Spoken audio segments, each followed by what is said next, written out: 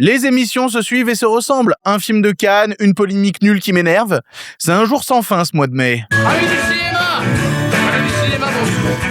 Bonjour à tous et toutes et surtout à ceux et celles qui ne sont pas d'accord. Aujourd'hui dans le pire podcast cinéma. Un nouveau film de Cannes est dans nos salles puisqu'il s'agit de L'être aimé, dernier long métrage du génial Sorogoyen avec Javier Bardem. Est-ce qu'on tient pas déjà la Palme d'Or? Est-ce que ce sera celui-là? En tout cas, il y a un paquet de trucs à dire dessus. À côté de ça, on reviendra un peu sur les réactions suscitées par l'émission sur l'abandon, que ce soit les commentaires que j'ai pu recevoir ou des choses que j'ai vu passer en ligne. Sans déconner, c'est du grand n'importe quoi, faut conclure ça. Et bien évidemment, il y aura une question Canal+, oh là là, et ce sera tout. C'est déjà beaucoup comme ça, on va s'arrêter là. Et voilà, c'est le pire podcast cinéma, avec vous. Eh bien, ça ne va pas être dans la poche.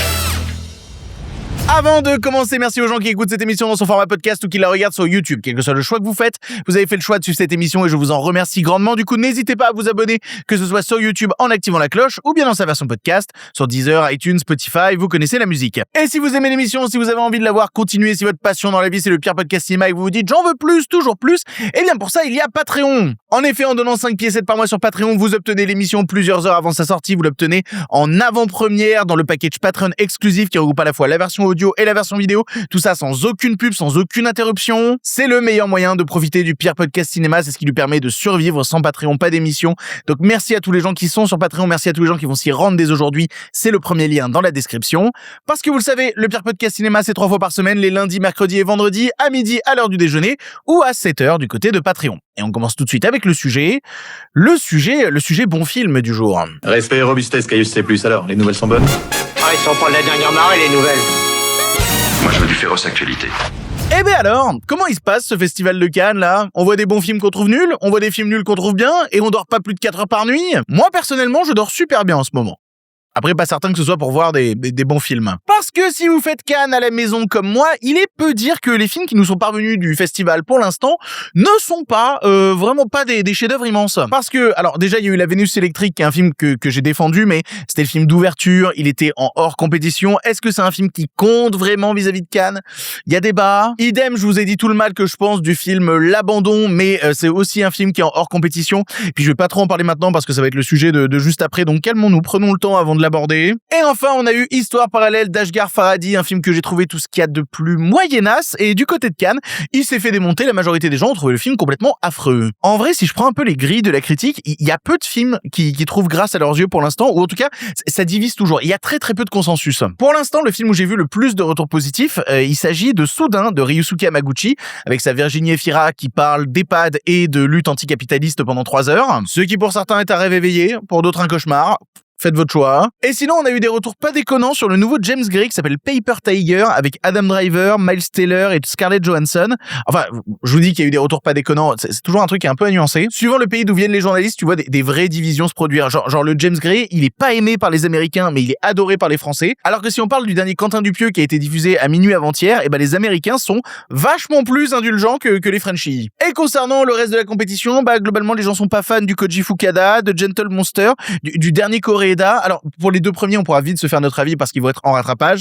Pour le dernier, il faudra attendre sa sortie en salle en décembre. Oui, parce que, alors ça, c'est un truc que j'ai assez peu dit dans l'émission, mais si vous n'êtes pas au Festival de Cannes, eh ben, il y a plein de grandes villes qui font des rattrapages des films de Cannes. Dès la fin de cette semaine, vous pouvez voir plein de films. Littéralement, avec UGC, tu peux te refaire avec ta carte illimitée la quasi-intégralité de la compétition. Ils le font aussi à Pathé. Et en plus de ça, ils ont ajouté le nouveau Nicolas Winding Refn que je vais courir voir parce que c'est une évidence. Mais il n'y a pas que la compétition du côté des grandes villes, genre Paris, Lyon, etc. Tu vas pouvoir te refaire toute la quinzaine, toute la semaine de la critique, la sélection Un certain regard.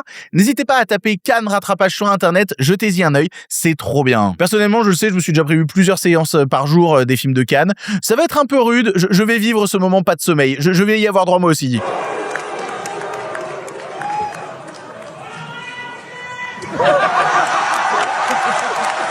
Mais il y en a un dont on n'aura pas besoin d'attendre les rattrapages pour pouvoir le voir, puisqu'il est sorti en même temps que sa projection cannoise dans nos salles en France. C'était ce week-end et il s'agit du nouveau film de Rodrigo Sorogoyen. Un des films que j'attendais le plus de la sélection. Parce que Rodrigo Sorogoyen, on en a déjà parlé, c'est un réalisateur espagnol qui s'est fait repérer en 2011 avec Que Dios no perdone, qui est un thriller où t'as 2 enquêteurs qui recherchent un serial killer.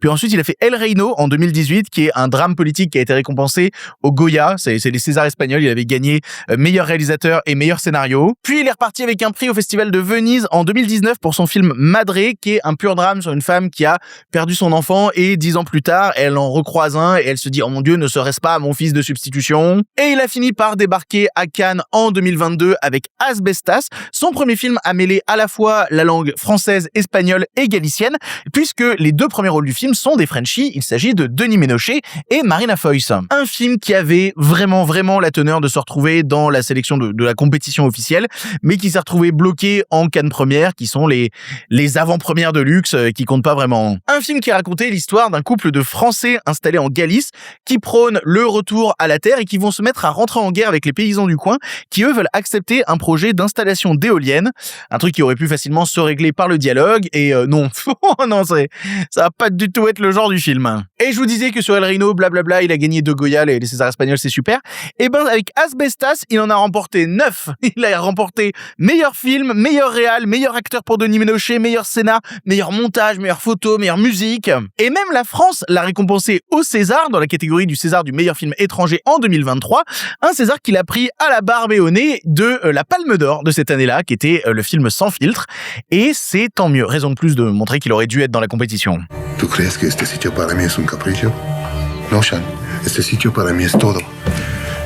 Es mi proyecto de vida. Comprenez donc, après mon petit résumé, que si vous ne connaissez pas le cinéma de Rodrigo Sorogoyen, ou même les séries qu'il a réalisées, parce qu'il a fait des séries comme Los Anos Nuevos, putain mon accent espagnol, en 2024, ou Antidisturbios, sorti en 2020, eh bien il va falloir vous intéresser à ce réalisateur parce que c'est probablement un des plus intéressants du moment. Un réalisateur qui cette année a donc enfin le droit aux honneurs de la compétition cannoise pour un film qui retourne à l'espagnol mais aussi à l'anglais, puisque au casting on retrouve Victoria Luengo qui joue aussi dans le film d'Almodovar Autofiction qui est en compétition cette année, et dans le premier rôle, le fantastique Javier Bardem. Un plaisir de voir d'ailleurs Javier Bardem dans un premier rôle quand on sait qu'à cause de ses prises de position récentes, il se retrouve un petit peu blacklisté par toute une partie d'Hollywood. C'est jamais cool de blacklister des comédiens, et ça, on aura l'occasion d'en reparler à la fin de l'émission. Un film donc qui, comme je vous dis, était attendu au tournant plus qu'attendu, mais est-ce que moi, je l'ai aimé ce film? Eh bien, parlons-en. On y va. Gente de la peli sabe que eres mi padre o qué sabe. No, vamos, eso no va a ser nunca un problema, Emilia. Bueno, para mí sí, quizás. L'être aimé nous raconte donc l'histoire d'Esteban, réalisateur de cinéma renommé, aussi connu pour ses films que pour son passé fait de violence et d'excès, qui va tenter de renouer le dialogue avec sa fille qu'il n'a pas vue depuis 13 ans en lui proposant un rôle dans son nouveau long-métrage. Elle va accepter, mais évidemment tout va pas très bien se passer, autant pour le réalisateur qui arrive pas du tout à dissocier le pro et le perso, que pour la fille, puisque ça va lui faire ressurgir pas mal de douleurs issues du passé. Et j'ai beaucoup aimé ce film. Voilà, je préfère vous le dire direct, il vient de rentrer très rapidement, très haut dans un possible top de l'année. Je suis sorti de la salle, j'ai mis du temps à m'en remettre, j'étais anéanti. Oui, Victor, il aime aucun film, et là il va encore mettre dans son top de l'année un film avec des daddy issues, un réalisateur papa qui essaye de faire tourner son gosse dans un film parce qu'il n'arrive pas à communiquer IRL avec. Ouais, c'est probable. Parce que oui, un scénario pareil, ça doit vous dire un truc dont je vous ai rabâché les oreilles l'an dernier, à savoir un film qui s'appelle Valeurs sentimentales. De loin, on se dit, oulala, le pitch, il ressemble un peu. Sauf qu'en fait, même point de départ, pas du tout même arrivé. Là où Valeurs sentimentales parlait de connaître son enfant par cœur sans lui montrer, de l'impossibilité de remplacer son enfant, cette idée qu'une œuvre est devenue si personnelle que faire sans cet enfant-là, ça paraîtra presque absurde, presque totalement irréalisable, de comment une œuvre fictionnelle devient une sorte de partie de toi qui ne peut absolument pas se décrocher du réel. L'être aimé, lui, se veut la version plus noire, plus triste, plus cruelle de cette thématique, plus défaitiste. Oui, tu peux faire entrer du personnel dans le cinéma, et en même temps, qu'est-ce que ça change? Pour moi, tout est explicité dans la première scène du film qui est une des plus brillantes, qui est faussement simple parce que c'est un simple chant contre chant à table, une discussion père-fille. Et je crois que j'avais pas été tenu aussi fort par une discussion à table en intro de film depuis il y a 15 ans avec Social Network. Parce que comme je vous dis, ça a l'air très simple, c'est 4 plans en chant contre chant et pourtant il y a tout un monde qui se dessine autour. T'as un plan poitrine, t'en as un autre beaucoup plus serré au point que l'amorce vient même bouffer complètement la tête de la personne quand ils sont en train de discuter. T'as des regards, des des silences et t'as un paquet de non-dits dont tu sais qu'à un moment ou à un autre ils vont exploser. Et faire un truc qui paraît aussi simple, c'est pas simple, c'est ultra compliqué, juste sur cette idée de comment tu tiens le spectateur, le rythme du montage, des dialogues, la performance de tes comédiens, parce qu'il faut en parler des comédiens, parce que évidemment ils sont extraordinaires. Javier Bardem qui est surpris, il est trop fort, mais Victoria Luengo aussi, parce que c'est tout un film sur la question des détails qui vont devenir soudainement des montagnes, et leur jeu joue énormément sur ça, sur ces petits détails. T'as une séquence par exemple où juste il lui passe la main dans le dos et c'est juste un plan, c'est un plan serré sur une main et un plan qui arrive à être à la fois désespéré, angoissant, profondément touchant et méprisable à la fois. Non mais tu te dis wow putain, parce que comme je vous ai dit, passé l'intro du film, sa fille accepte de jouer à l'intérieur et on rentre dans un truc que j'adore, à savoir le cinéma méta, le cinéma qui parle de cinéma, qui montre des tournages, qui montre comment sont faits les films. J'adore ce genre de film parce que j'ai l'impression de voir l'envers du décor se construire sous mes yeux du film que je suis pourtant en train de regarder. Et pour renforcer ça, le réalisateur va user de pas mal de styles que j'ai vu des gens critiquer parce qu'ils ont dit oh là là, c'est quand même vachement pompeux. Je comprends, mais je suis pas d'accord parce que en gros, t'as une thématique qui parcourt tout le film qui est qu'est-ce que le réel? Est-ce que c'est les conversations qu'on a en privé? Est-ce que c'est du réel devant des caméras de journalistes, des caméras de cinéma? Quand est-ce qu'émerge le vrai? Et en gros, le film décide de dire viens, on ouvre une sorte de troisième voie. ¡Cago en Dios! ¿Tengo que llevar yo la cámara o qué? No me des tanto suelo, por favor. Dans le film, t'as la vie de tous les jours d'un côté, t'as le film dans le film, mais t'as aussi des séquences en noir et blanc, comme si on entrait dans une sorte de making-of, comme si on se mettait à jouer la comédie dans la vraie vie. Et moi, j'adore cette idée, j'adore cette manière que ça a de créer de la confusion, notamment quand tout se trouble. Je pense à la séquence du tournage du repas. Oh là là, alors cette scène, t'as une séquence où Javier Bardem vrille complètement parce qu'il s'est passé un truc dans sa vie privée qui l'affecte pendant le tournage, et du coup, le ton va monter, et le montage, je sais plus quoi faire. Il sait plus si on doit filmer avec la caméra du film, avec la caméra du film dans le film, est-ce qu'on doit passer au noir et blanc? On se dit des vrais mots, mais est-ce qu'on est dans le film? Est-ce qu'on est dans le cinéma? Tout est perturbé parce que c'est aussi une remise en question. Le film L'être aimé se veut être une réflexion sur une ancienne génération de réalisateurs avec des méthodes plus que discutables et comment justement la nouvelle génération voit ça aujourd'hui. Et sur ça, le film veut pas donner de réponse définitive. Je le trouve assez trouble parce que je vous parlais de cette séquence où le ton monte, et quand tu vois ce que ça permet d'obtenir au final derrière, tu peux être tenté de penser de manière un peu malsaine, ça valait presque le coup. Mais non, ça vaut pas le coup parce que t'as la moitié de ton équipe qui veut se barrer et qu'on arrive à te prouver 2 scènes plus tard que tu peux obtenir la même chose en étant sincère, en étant vrai, en étant tendre avec les autres. Ce tournage du film dans le film qui se veut être le moment du rassemblement, du calme, est en fait un moment de vertige. Et c'est pour ça que t'as notamment Javier Bardem, qui est une sorte de personnage de contre-fou qui est incarné par Marina Foïs, qui joue sa productrice. Déjà, ça veut juste dire qu'il y a Javier Bardem et Marina Foïs qui jouent ensemble et je trouve ça merveilleux. Mais même elle, il arrive à l'envoyer chier parce qu'il a envie de se complaire dans ce sentiment trouble de est-ce qu'il fait le film pour lui? Est-ce qu'il le fait pour renouer avec sa fille? Pour oublier la violence du passé? Rien n'est jamais vraiment clair et assagi. Et ça, c'était montré par d'autres moments de style dans le film. Je pense notamment à cette séquence où t'as cette comédienne qui est terrifiée et tout est en noir et blanc et elle entend pas justement vraiment toutes les répliques des gens qui l'entourent. Ou la plus belle pour moi, c'est ce moment où le réalisateur écoute la première fois au restaurant la musique du film et il se met à regarder sa fille comme s'il était en train de la filmer. Le cinéma s'insère dans le réel, ça a tombé. Parce que la vraie question que pose ce film, c'est pourquoi est-ce que le personnage de Javier Bardem est en train de réaliser cette œuvre-là précise?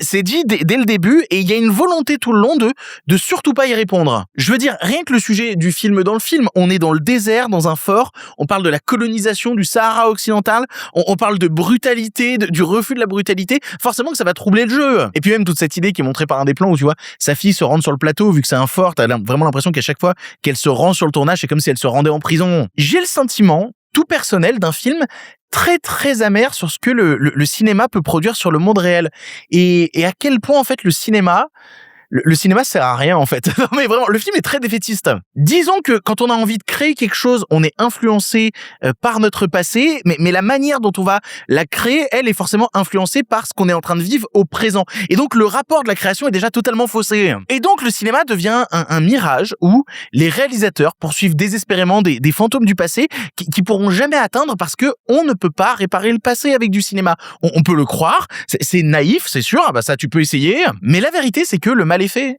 et que c'est pas parce que tu le fais intervenir dans le monde imaginaire du cinéma que ça va réparer quoi que ce soit. En fait, c'est un film qui te rappelle violemment que la création artistique est souvent un acte extrêmement égoïste. C'est-à-dire que t'as le sentiment que tu le fais pour les autres, mais la vérité, c'est que tu fais ça pour toi et que la plupart du temps, ça a pas de vrai impact derrière. Donc, c'est un film aussi beau qu'il est dur. C'est un film qui ramène le cinéma à ce qu'il est, c'est-à-dire un instant voué à disparaître et dont le récit derrière les plans n'existe pour quasi personne. C'est pour ça que je dis que pour moi, c'est un film qui est un peu anti-valeur sentimentale. Valeur sentimentale était ce chemin désespéré pour trouver la lumière, alors que l'être aimé, lui, plutôt plonge dans l'impossibilité que ça existe, dans une forme de noirceur. Après, est-ce que c'est pas aussi aller vers la lumière si jamais tu arrives à trouver la paix, être en accord avec ça et accepter que tout ça est fugace? Oui, peut-être. Parfois c'est trop et ça peut pas marcher, c'est cruel, mais c'est le film, c'est le cinéma. Et quel putain de film du coup. Donc voilà, allez voir L'être aimé en salle, c'est peut-être la palme d'or de cette édition cannoise de 2026. En tout cas, si le film repart pas avec un prix, j'ai pas vu le reste, mais j'y vais au doigt mouillé. Ouais, non, ça m'étonnerait énormément. Es una historia de gente que no puede mirarse a los ojos. Bon allez, on a dit plein de choses, on a parlé de cinéma, maintenant il va falloir un peu remuer la merde, et mon Dieu, qu'il y en a à remuer, ça va pas être agréable. Peut-être que ce sera aussi inutile, mais ça, j'ai envie de croire au dialogue. Voilà, je suis plein d'espérance. Puisque vendredi, j'ai sorti une émission dédiée au film L'Abandon, revenant sur l'affaire Samuel Paty, et il est peu dire que cette émission m'a fait battre des records, voilà, des records inattendus, parce que j'ai eu sur cette émission plus de 3 fois le nombre de commentaires que j'ai d'habitude, et parce que c'est officiellement une des émissions les plus dislikées de l'histoire du Pire Podcast Cinéma. Ah bah c'est bien simple, en termes de dislike, les seules fois où j'ai fait pire, c'est quand j'ai parlé du film Toute pour une, que j'ai parlé d'un film sur les migrants et du programme culturel du RN. Il y a un pattern, non? Alors que concernant L'Abandon, j'avais pas l'impression de tourner une émission particulièrement polémique, particulièrement sauvage dans ce que je pouvais dire, parce que j'ai essayé de parler en détail de ce que je considérais comme la soi-disant reproduction du réel. J'ai essayé de parler technique, j'ai essayé de parler du fait que il y avait des choses que j'appréciais pas du tout dans le film, mais en nuançant avec certaines bonnes choses. Et visiblement, ça a été compris dans les commentaires. Laissez-moi vous en citer un. Les gens de gauche sont des antisémites et des racistes anti-blancs qui jouissent à chaque fois qu'un Français est égorgé. La gauche n'est que du vomi. Il y a des gens qui écrivent ça pour de vrai. J'ai vraiment réveillé les plus malins. Bon, là, le commentaire est un petit peu ridicule. Vous vous doutez qu'il y a des gens ayant dépassé le brevet des collèges qui ont essayé d'écrire 2-3 trucs aussi. Et j'avais envie de revenir sur ça avec vous. Parce que j'ai ressenti, à la lecture des commentaires, et aussi de d'autres trucs que j'ai vus passer en ligne et qu'on abordera juste après, comme une impossibilité pour certains de dire du mal de ce film. Comme si le fait que le sujet de ce film est tellement important qu'il était derrière interdit de le critiquer. Alors que je suis désolé, c'est du cinéma. Des films sur des sujets très importants, il en sort toutes les semaines et parfois c'est des bons films, parfois c'est de la merde. Et c'est pas grave, après on passe à autre chose. Je me rappelle quand j'étais au lycée, gamin, on m'avait emmené voir La Rafle, donc autant dire un film avec un sujet extrêmement important. Mais le film il est nul, vraiment qu'est-ce qu'il est nul, même gamin je me souviens dire mais il est nul à chier votre film. C'est pour ça que je me méfie vraiment des gens qui utilisent pour décrire le cinéma des expressions comme film utile, film nécessaire. Vraiment ces expressions c'est de la giga merde, ça permet juste d'absoudre de toute critique des possibles bouses. Et L'Abandon, c'est pas nécessairement une bouse, mais c'est pas un bon film. C'est vraiment pas un bon film. Et si la seule raison pour laquelle certains le défendent, le trouvent bon, c'est parce qu'il sert la soupe à certaines de leurs idées les plus nauséabondes, je suis désolé, c'est des gens qui en ont rien à foutre du film en fait. C'est des gens qui en ont rien à foutre du cinéma. C'est des gens qui ont juste envie de s'asseoir 2 heures dans une salle et qu'on leur caresse gentiment les couilles en leur disant « Oh là là, vous êtes tellement intelligent, vous avez tellement raison. » Je suis désolé, c'est pas mon rapport au cinéma. Parce que perso, j'ai aucun problème avec les films qui pensent contre moi. Voilà, des films qui viennent me challenger intellectuellement. Ouais, par exemple, je dis souvent dans l'émission que j'adore Bac Nord. Je trouve que c'est une bête de film. Politiquement, je suis en désaccord avec la quasi-totalité des représentations qu'il y a à l'intérieur, mais je dirais jamais que c'est un mauvais film, parce que c'est pas le cas. C'est juste qu'à la lecture des commentaires, je me demande si les fans de L'Abandon qui viennent me pourrir en boucle, seraient capables de dire la même chose sur un bon film de gauche. Je me demande. Je me pose la question. Non, on le ferait pas parce que les bons films de gauche, ça existe pas. Ce commentaire va évidemment arriver et je ris d'avance devant sa stupidité. Ou même mieux, il y a des gens qui vont dire L'Abandon, c'est un film universel, c'est pas un film de droite. Oui, quand même, vous êtes beaucoup à liker ce commentaire qui dit des réalisateurs de gauche avaient qu'à faire un film, mais ils en avaient rien à foutre, donc on a laissé la mémoire de Paty à la droite. Du coup, mettez-vous d'accord, faut savoir. Et après, on s'étonne que certains puissent s'inquiéter de la possible récupération politique, de la possible instrumentalisation d'un film pareil. Non, mais peut-être qu'on est parano, je sais pas, peut-être. Peut-être que je suis de droite.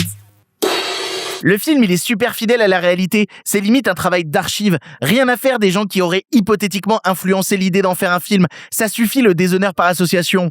Ouais, bon alors, il va falloir revenir sur ça parce que ça, c'est totalement faux. J'en ai eu plein des commentaires de ce genre-là qui prônent le réel dans le film. Hein. Je vous en cite un autre.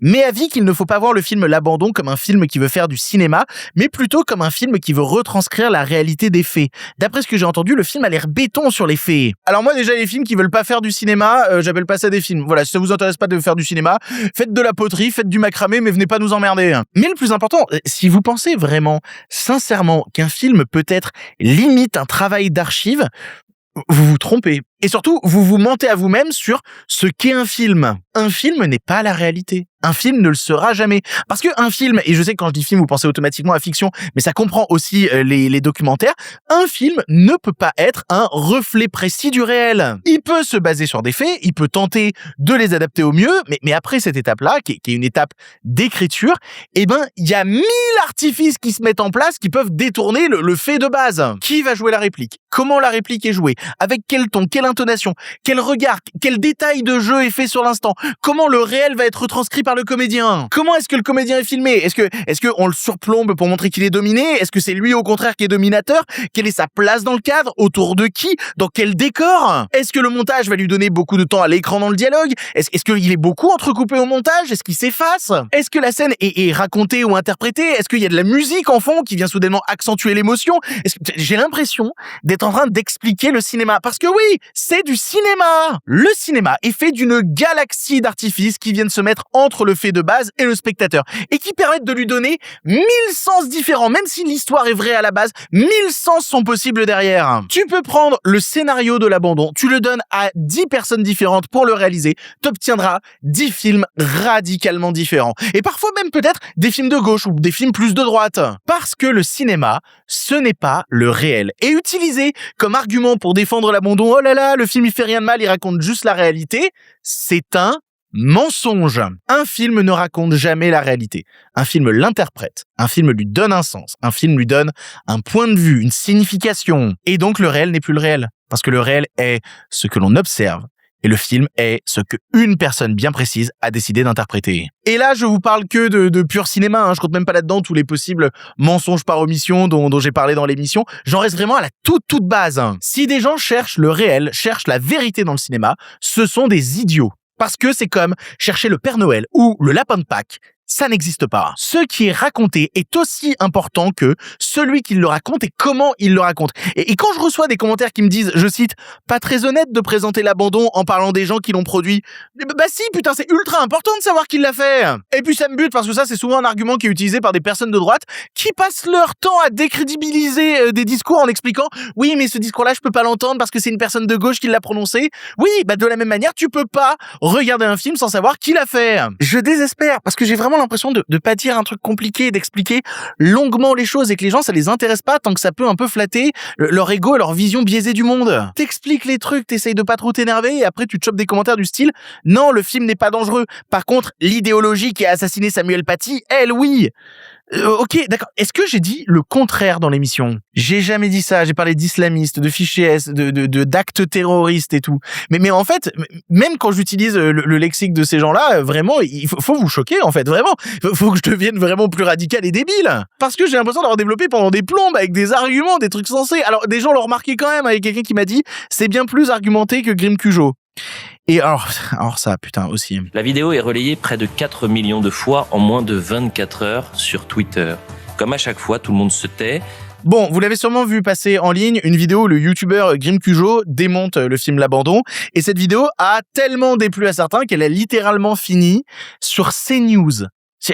Quoi? Tu dis du mal du film sur internet et tu te retrouves directement à la télé affichée pour que les gens disent que t'es une merde.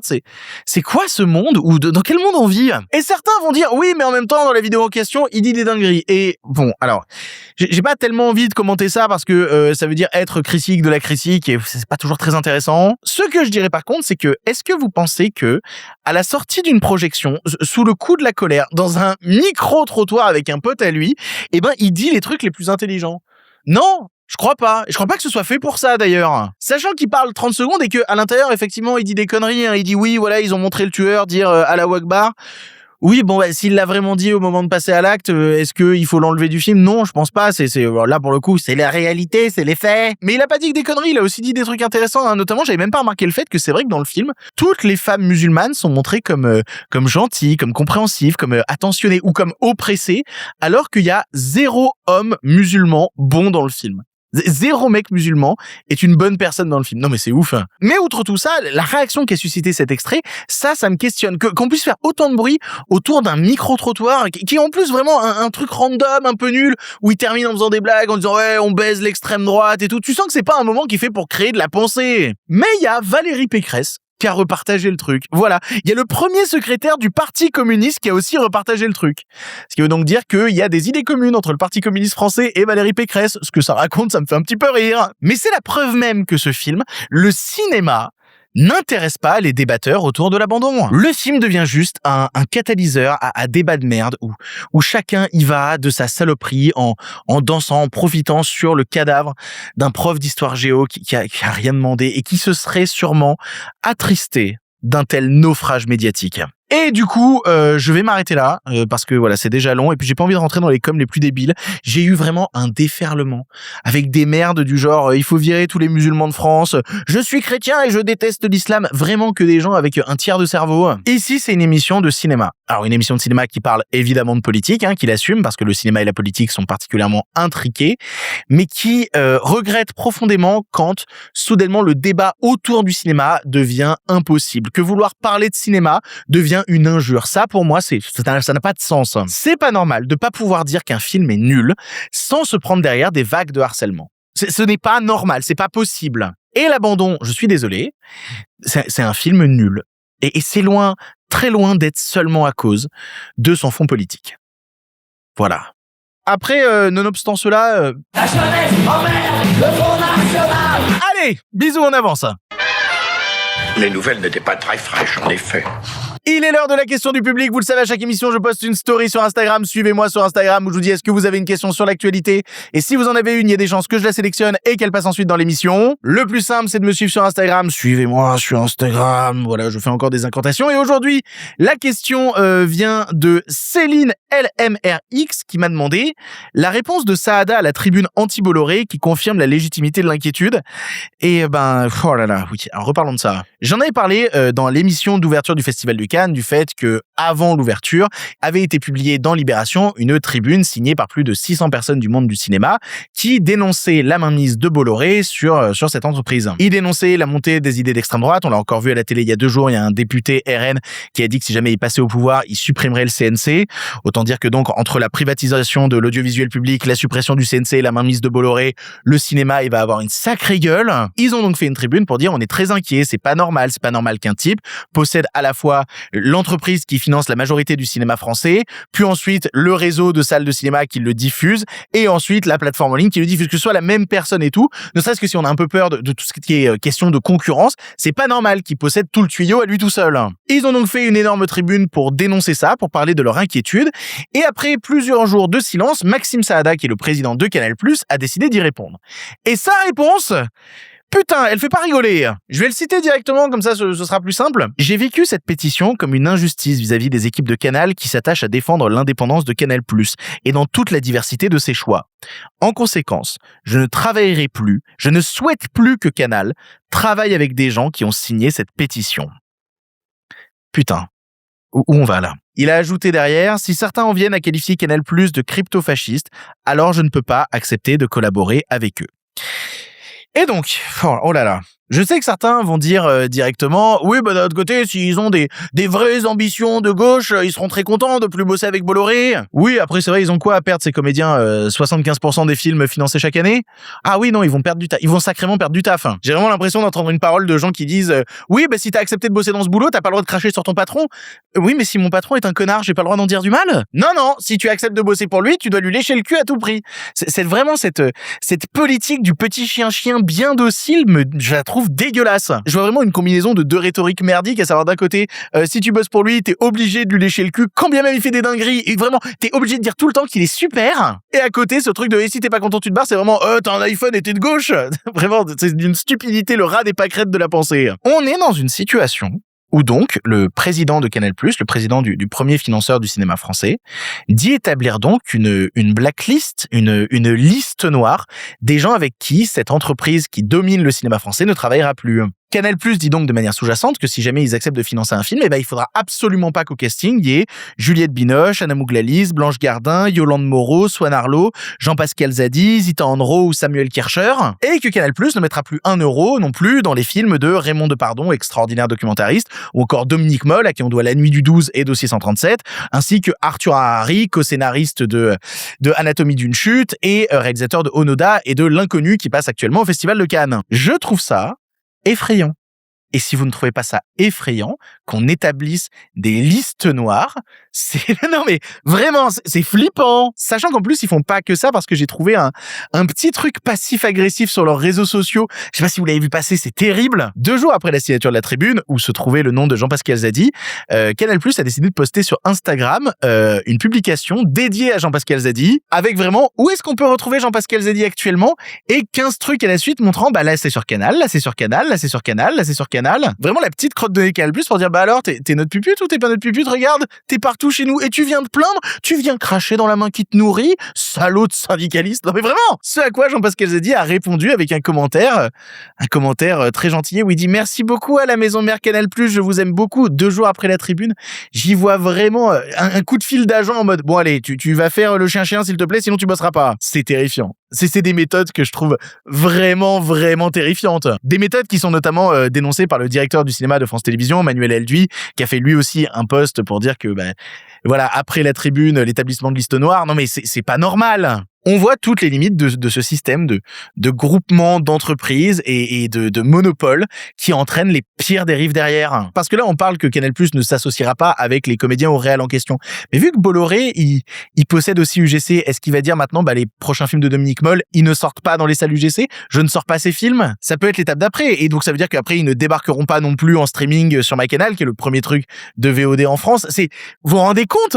À quel moment on peut accepter que le fait de critiquer un milliardaire et ses méthodes fait qu'ensuite, tu ne peux plus bosser dans 85% de ton secteur? Je vois pas comment on peut dire c'est normal, c'est acceptable. Oui, si tu veux bosser, tu acceptes les règles du jeu qui est de lécher le cul aux pires dégueulasseries. Mais qui a envie d'accepter ces méthodes? Vous accepteriez ça dans votre boulot? Je suis peut-être trop gauche, je sais pas, mais moi je peux pas accepter un monde où un patron fait des horreurs et les employés peuvent pas dire à un moment stop, en fait on arrête les conneries, c'est quoi ça? Et l'exemple que je donne il est même pas bon parce que si tu quittes une boîte, tu peux aller bosser dans une boîte, c'est plus le même patron. Mais là on parle littéralement du cinéma entier. C'est terrible. Ça me bute parce que à côté Canal possède quand même CNews dont la devise est nous c'est la liberté d'expression avant tout. Visiblement la liberté d'expression c'est pas pour tout le monde. Puis c'est même pas pour tout le monde sur CNews. T'as une chroniqueuse de Pascal Praud, Elisabeth Lévy, qui a osé critiquer un article du JDD de Bolloré, le lendemain elle était virée. Non mais vous voyez, les méthodes, c'est des méthodes fascistes. C'est littéralement ce que c'est, c'en est la définition même. Et il va falloir que le monde du cinéma se réveille, parce que là, il y a 2 camps. Il va y avoir ceux qui disent rien, qui se taisent et qui espèrent garder leur petit pré doré en faisant sorte de faire profil bas et de pas trop bouger. Ou alors, il y aura un mouvement global de gens qui vont dire non, en fait, on refuse ça et on se ligue tous contre Canal. Mais est-ce que même ça marcherait? Le monde du cinéma est tellement un monde prisé où les gens ont envie de bosser, que t'inquiète pas que Canal, ils trouveront d'autres gens pour leur servir la soupe Esther, donc. Non, mais c'est inquiétant. C'est vraiment très inquiétant. J'ai plus de blagues. J'ai plus de répartie cinglante. J'ai même plus de colère. Je suis juste dépassé par ce qui est en train de se passer et que les gens laissent faire. Et il y a 2027 qui arrive. Et il y a des choses terribles qui vont se passer en 2027. Et s'il y a vraiment des gens qui pensent que défendre les intérêts de ce milliardaire, c'est bien, ça va leur apporter plus d'argent dans le portefeuille et à bouffer dans leur assiette, vraiment, qu'est-ce qu'on est en train de foutre, putain. Bon, allez, on va conclure. C'est ainsi que se termine cette émission du Pire Podcast Cinéma. Merci de l'avoir suivi jusque-là. J'espère que vous allez bien. Une émission où on a démarré super et puis on a plongé en enfer petit à petit. Mais que voulez-vous, ça arrive. Des fois, ça se passe comme ça. J'ai pas fake le truc à la fin. Non, vraiment, j'avais écrit des choses et j'ai même pas eu envie de les dire parce que j'étais vraiment juste en réalisation. Tu vois, vraiment en train d'ouvrir les yeux sur... Non, mais c'est grave ce qui se passe là. C'est grave, il va falloir se mobiliser Et bref, je repars pas dans la déprime, c'est la fin de l'émission, on est là pour faire une ouverture pour dire c'est trop chouette, blablabla, et puis c'est trop chouette parce que mercredi on parlera d'autofiction, on parlera de Pedro Almodovar. Vais-je enfin aimer un film de Pedro Almodovar? Qui sait ce qui peut se passer? Pour l'instant, c'est terminé. Merci de votre soutien. N'hésitez pas à aller sur Patreon. Et si vous en voulez encore, mais oui, bien sûr, mais c'est fini cette histoire là. Par contre, la prochaine fois, avec plaisir.